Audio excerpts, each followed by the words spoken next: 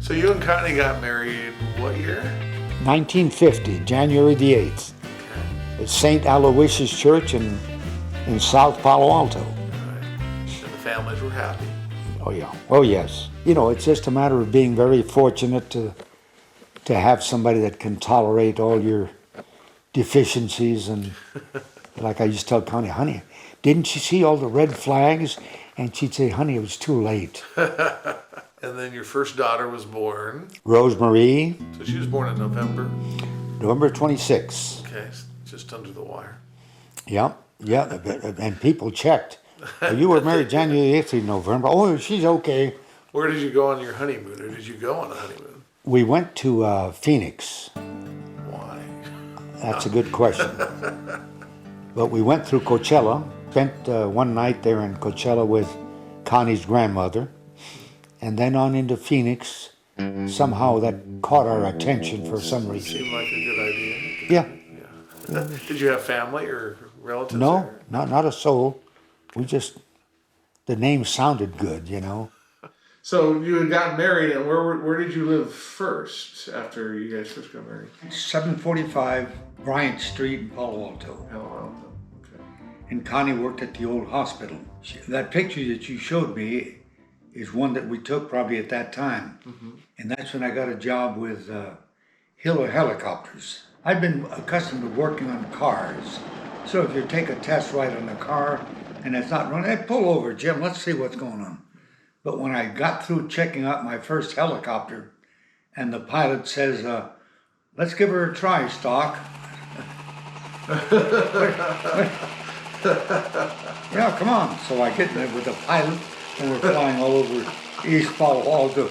And at that time I'm reviewing, yeah, I know I double checked that and I signed that off. But you just don't pull over to the side with a helicopter, you know. But I remember a new guy coming in, a new technician to work on helicopters, and I had to introduce him to the place, you know. So we go out, I said, well, I'll show you on these helicopters, people check right magneto, left magneto, you'll go through the process. Well, I'm going through all this, and I say contact, and I hit the starter, and all of a sudden the helicopter goes like that. I'd forgotten to take the chocks off the blade. You know, the big 30-foot blade out there, right. And on the end you have a clamp that with a weight on it, because when they're sitting out there, you don't want that. Oh, okay, all right. So naturally, before you turn this on, you should probably remove those. And that's what I told the guy. I just shut it down. No, and already it was trying to flop it. I said, that's one thing you never want to forget. And he must have figured bullshit. It always reminded me about that guy who found, oh yeah, I'll fix that too. Oh yeah, that's one thing you don't want to forget. And then she read in the paper about the state was hiring heavy-duty mechanics, traveling mechanics for the state, for the highway department. So I came home and she says, honey, look at this. So I called and I took the test, and the next thing we were in San Bernardino, working as a traveling mechanic with the state of California from 53 to 56 for a couple of years. So for 3 years you were working on the earth movers, and you said you helped build that Highway 10. Highway 10. Yeah, as a matter of fact, we were. I was telling you about one of the interesting things.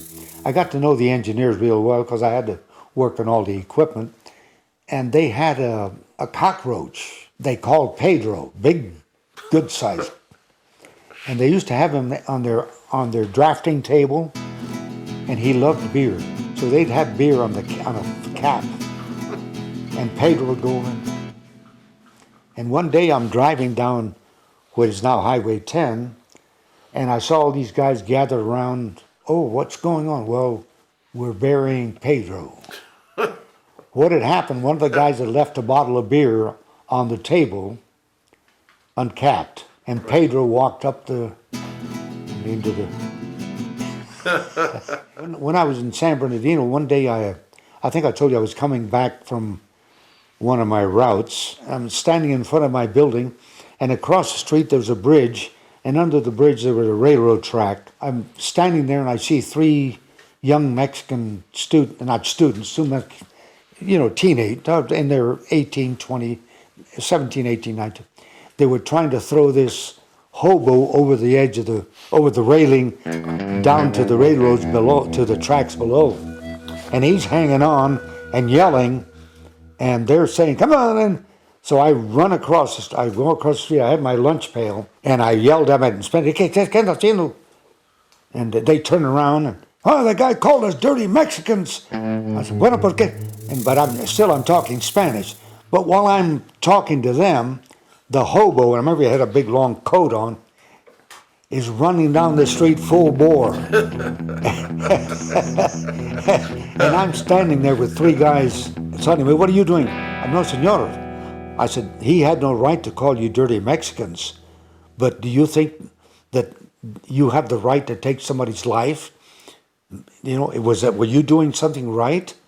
That this is not good for you, not good for him either. He wasn't right. Of course, the guy, I had to laugh afterwards as I looked at, I think the guy, his coat was actually flying out of the, and he was probably saying, good luck, buddy. Anyhow, so I'm talking, no, senor. So in the meantime, I had a fish knife in my lunch pail. And I figured, and I just had two latches, and I said, well, I'm going to pick out the leader of this group. If it comes push comes to shove, I'm not. Then I turned to the kid. I said, "Look, God, what do you think? What good was it going to do for you to take somebody's life? Are you going to be a good Mexican then?" But all in Spanish. Is that the way we think? Así pensamos. And the guys, no, señor. Pero then, as I noticed as we were in the conversation, oh, bueno, but I could, people are going to. And I noticed they were backing off a bit. No, I said, no, he didn't have the right to do that. Absolutely not. I could see then that I was on a better experience.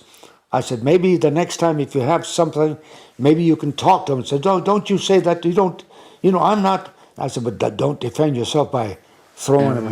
And then I felt so good. I said, oh, shit. So then they said, bueno, you guys take care and I'll be. And they took off together, all three of them. And that was one time when Spanish was very helpful. I would say so. Mm-hmm. Oh, I felt. And then Connie says to me, what were you doing? You didn't have to it was none of your business. I said, honey, what are you going to do? Yeah. It was. You've been accused of sticking your nose in other people's business more than if your once. Daughter, oh my God. Anita's always in, and I called her Bozo, and she doesn't like that. But and another incident in San Bernardino, walking down the street, and a guy and his daughter are going to cross the street, and a car, they're in the crosswalk, and a car with kids in it, not kids, youngs, comes along, boom, and he knocks his watch off, and he pulled back his daughter, and they kept going. So I took off down the street running after the car and telling them to pull over the curb, Anyhow, I could see a couple of the kids looking out the back window, and there was about 5 teenagers in the car. Somebody pulls out, and they had to stop. Mm-hmm. So it gave me time to catch up to the window. I said, pull over to the curb. Didn't you see you hit somebody, And by God, they pulled over. And also a cop had been running down the street. They had cops on the beat then, Right. So he comes over. He said, thank you. I said, then of course, Connie gives me hell again. What were you doing going down the street chasing the... And truthfully, what the hell was I doing? You're making a citizen's arrest. Oh, God. That's San Bernardino. Yeah. Yeah. Rose was born in November of 50. Yeah. Vince came along 2 years later. Yes. And then the baby. Anita was born in San Bernardino. San Bernardino. Yeah. After you'd moved down and started working. Right. For the state. In the meantime, you were finishing education. Right. Things, correct? I was driving to Bakersfield and taking extension courses from Fresno State, from Bakersfield Community College. And that was a long drive. And there again, Connie with 3 kids, and me sending stuff to San Jose State, and She wasn't working at this point. no, she had her hands full with Anita and Rosemary and Vince. Right. So you began teaching at Tehachapi State Prison. And at that time, they were seeking teachers to teach vocational education in the prison system, even if you didn't have your teaching credential. But what they were giving you was a 5-year postponement of requirements.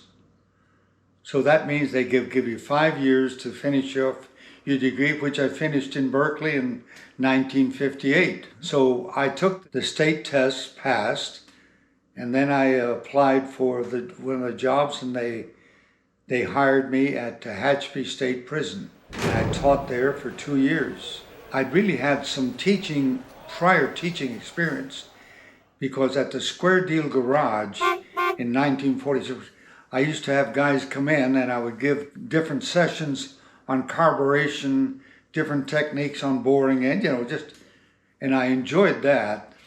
So in a way, I didn't feel uncomfortable addressing a group of students. Taught there for 2 years, then came to Berkeley in 1958 to take my last classes, English classes, and I had a very good teacher there, Professor Tomty, Dr. Tomty, that was my English teacher.